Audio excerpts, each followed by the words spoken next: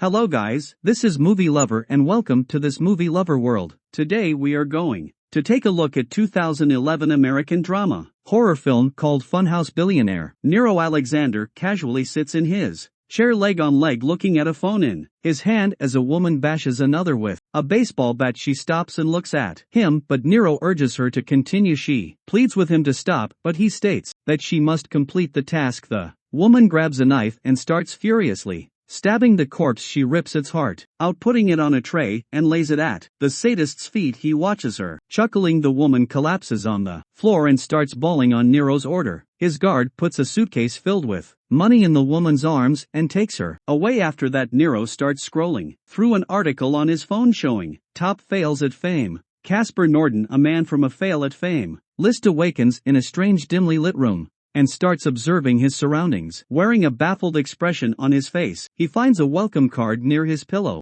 As he grabs it, a voice through the speakers welcomes him to the Fur Cow's House of Fun and instructs him to get dressed and go to the common room. A flashback shows his advisor telling him about a new reality show. Casper says he doesn't want to participate, but his advisor insists he joins, saying this could be his key to fame and success. Casper goes outside and sees a few others there. More people slowly pull out to the common room, seemingly just as confused as him. It's revealed that they too one day woke up at this house not having a single clue how they got there. A screen at the front turns on, welcoming them to the fun house where they'll be broadcasted live throughout the world. The contestants are introduced to Ula, an Instagram model, Headstone, a wrestler, Kat, an actress, Dex, a rapper, Lonnie, a dating show host, Nevin, a YouTuber, Zemnet, a hazing website owner, and Casper, the ex-husband of a pop star. After the introductions, Zinma apologizes to Lonnie and Casper, who were the victims of her hazing, but offense has already been taken. An animated panda appears on screen and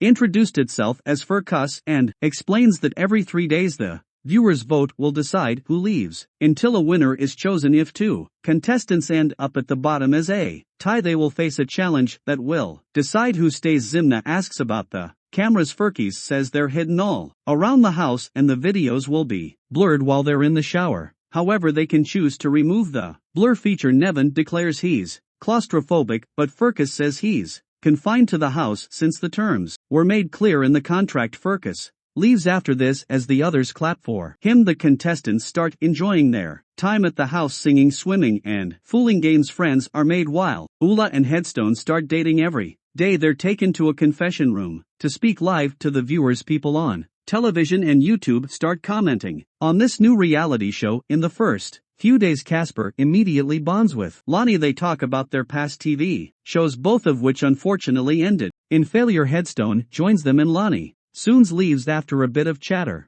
with Casper. Headstone teaches him a few lines his dad used to say while making a toast. They both stay the lines and drink. 3 days later, Furcus reveals the votes through the screen with Ula at the top and Lonnie and Nevin at the bottom. Firecast remarks that removing the blur feature in the shower must have done Ula some good, since Lonnie and Nevin have a tie. It's time for their challenge, which is announced to be a piñata party. The others laugh as the easy peasy challenge, and the two are escorted to the challenge room by the funhouse helper. Zimna attacks Ula strategy, saying she used her body to gain more views. As a result, the women end up in a heated argument. The contestants are shown Lonnie through the glass as their challenge begins. A piñata is lowered next to her and her vision is blocked. However, once she's unable to see, the piñata is pulled up and a bound and gagged Nevin is lowered right next to her. The others freak out and start yelling and banging at the room's door, but to no avail. Lonnie starts unknowingly beating Nevin with the baseball, the others watching horror as he slowly and torturously meets his demise. Lonnie is then told to remove her goggles. She looks at the battered corpse of Nevin and collapses, bawling her eyes out. It is revealed that Furcus is controlled by Nero. He explains the horrified contestants that only one of them will leave the funhouse alive. If anyone tries to escape, he or she will be given the most painful death. The comments of a YouTuber on the show reveal that the funhouse is being considered a staged show. People can't seem to believe they witnessed the live torture while shaken contestants are sitting in the common room. Dex remarks they need to escape. Casper reminds him what Furcus says, but the frustrated Dex refuses to think rationally after seeing the sky through the glass of plants area. He breaks the glass and gets inside. Despite the others' warnings, however, as soon as he steps in, the sky, which turns out to be a projected image, disappears. To reveal a roof, Nero's workers appear, bearing guns to take Dex away. When he refuses to go, they shoot him in the leg and take him. The others are made to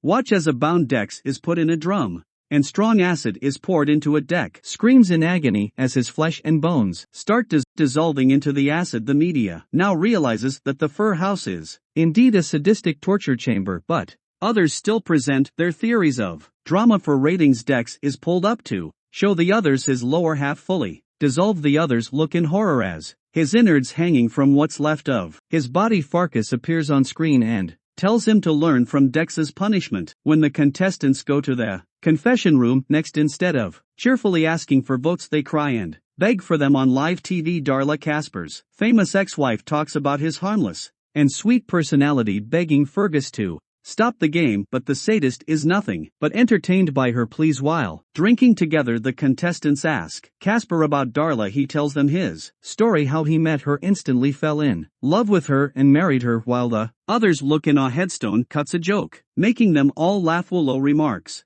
they're not in a situation to laugh, which Zimna says they can't sleep and cry all day like her. Funkus appears and tells him the scores from the most recent votes. This time Kat seems to be on top, while Ula and Zimna have ended up at the bottom. Ula shows her disappointment at ending up with the same score as Zimna. Zemna gets enraged and starts yelling at her. Furcast announces blind rage as their next challenge as the minions appear and take the girls away, threaten to shoot anyone who interferes. In the challenge room, the girls are given axes and told that as soon as the lights turn off, they'll have to fight blindly until one of them dies. The lights are then cut, but the others are shown the competition through night vision. The girls start swinging their axes, but Ula soon drops hers. While crying, she gets on all fours looking for her axe. As furious Zimna swings her axe around viciously, Ula finds her axe and swings at Zimna, whose cursing makes her positions much predictable, thus splitting her head in half. After this, Ula gets desperate for views, believing her body to be her only weapon. She again displays it. Nero appears to be greatly amused by her desperation. An I.T expert on the television explains that through numerous Tour and Onion connections, the game hosts have protected their location. Moreover, the live broadcast cannot be prevented since the host uses Onion routing. Casper awakens in the middle of the night after hearing a crash. He goes outside to see Headstone passed out on the floor. He tries to get him to bed but is unable to. After he covers him with a blanket, Ula calls him to her. Seeing her extremely depressed, Casper carries her to her room. When he lays her down, she requests him to stay. She asks him to make love to her, saying it might give them enough votes, and kisses him, but Casper politely refuses. Headstone notices their proximity from the door and barges in before grabbing Casper by the neck. When Lonnie intervenes, Headstone lets him go and leaves seething in anger. The next day, Funkist reveals the new votes for them due to his kindness. Casper had made it to the top, while Ula has ended at the bottom. Funkist remarks that the viewers got bored of Ula's lewd displays, which was evident given there's so much variety. Just to click away, greatly disturbed, Ula cries and talks about her life, where everyone has always treated her like an object and only liked her for her body. Fun Cups collapsed at her heart touching speech, but says it's a little too late to be authentic now. Ula has taken to the challenge room and her challenge is announced: Forget Me Not, where she has to match a pair of her Instagram photos in under minutes. As the countdown begins, she hurriedly starts looking through her photos. She gets close to victory, however, when the timer runs out, she still has two pairs to match. Funkus declares that she now has to spin a wheel to choose her fate. The dark parts represent a painful death through different torture methods, while the white parts represent a quick bullet to the head upon landing on a golden part. Her challenge will be passed on to the next contestant with the lowest votes, and she'll be safe. He then tells her to spin, saying if she doesn't, he'll choose a torture method for her. Ola approaches the wheel and spins it, which unfortunately lands on a black part. The rack as a minion approaches her. Ula jumps at him and bites into his neck and rage, however another one knocks her out using the rear of his gun. When she awakens, she finds herself spread-eagled on the ground with her limbs bound. The stretching soon starts making her scream in agony, and her limbs are slowly ripped apart. The next day, the contestants are given gifts pictures of theirs with their loved ones. They start crying as realization dawns on them that they'll never see their family again. Casper has given a photo of him with Darla since his parents had died a long time ago in an accident, while Headstone is given one with his daughter while Casper is sitting by the pool crying. Lonnie approaches him. He tells her that it'll make no difference if he lives or dies. Nobody awaits him at his house and he'll always be known as Darla's ex-husband. Lonnie, however, tells him that his life does matter. Casper says he owes her an explanation about Ula, but Lonnie stops him, saying she doesn't feel right talking about her in another show. Darla talks about her life with Casper and declares she'll always love him. When the votes are revealed next, Casper turns out to be the top, while Headstone ends up at the bottom. Before leading Headstone to his death room, Funk shows him the video of Ola and Casper, thus revealing how Ola was the one that offered and Casper refused. Guilty, Headstone apologizes to Casper.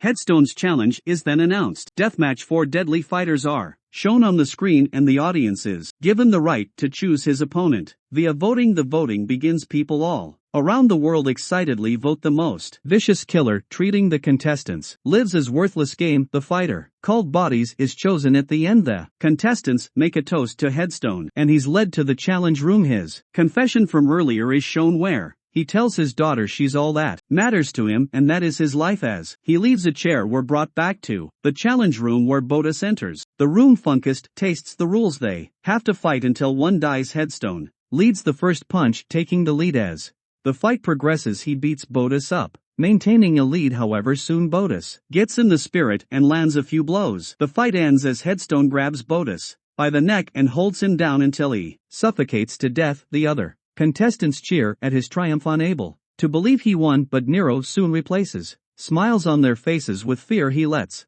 the other 3 fighters into the room, saying Headstone must take them all at once. Realizing his death is now evident, Headstone tells Nero he'll await him in hell. He then looks at Casper through the glass and start reciting the lines he taught him earlier. They say the rhyme line by line before Headstone goes face to face with the fighters and eventually is beaten to death. As Casper sits in the common room brooding, Funka suddenly appears, asking what he's thinking. Casper tells him he's wondering what kind of person he must be to gain the pleasure by watching innocent people die. Nero tells him that these people are useless failures who have been brought to fame without talent or struggle. People like scientists and inventors actually deserve the fame these failures get. Casper remarks there must be more, indicating Nero must have faced trauma in his life and he's doing this to get back at the world. Nero tells him he's doing it to cleanse the world of their sickness so that people may start focusing on the people who actually matter. He adds he's entertaining people since it's human nature to love death and violence. As Lonnie appears, Nero declares he'll stop third wheeling and leaves.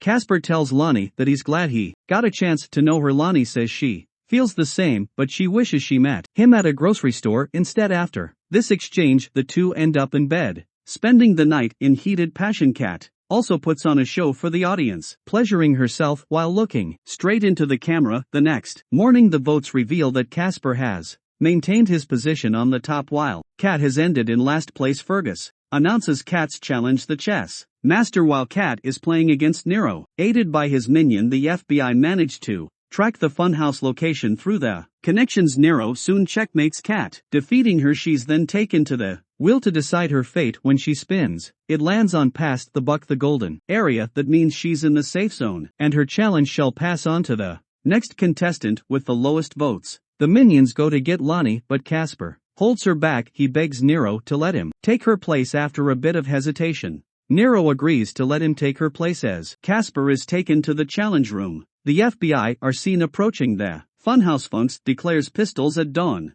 to be Casper's challenge. When the screen turns off, Casper only sees Kat at the other side and freaks out. Nero remarks that he makes the rules and thus Casper's next challenge is against Lonnie. He gives them pistols and tells him to stand back to back, walk paces, turn around and shoot if they choose not to comply. He says he'll lock Lonnie up as steel cowl and force Casper to eat her. The two of them stand back to back and start stepping forward on Nero's instructions. As they turn and point their guns at each other, the FBI reached an opening marked by the Funhouse logo. They opened it to see the severed heads of the dead contestants around a bare Holding a bomb, they realize they've been fooled and walk away. Casper and Lonnie nod to each other while holding the guns. They put the guns to their chins and pulled the trigger, committing suicide. Together Nero thus announces Kat as the winner. A disheveled cat comes up a road amidst the woods and flags a car as a voice in the back declares she was found safe and sound. The FBI questioned her to gain information about Fur Cut's whereabouts, but the clueless girl sits through them all with an emotionless face while he's playing the piano at his house. Nero turns to see Kat standing behind him. He approaches her and they both start making out. Kat remarks that next time she won't let him win the chess match, thus indicating the fate of the show had been decided since the very beginning. Thanks for watching. Movie Lover will meet you again with new story. Till take care.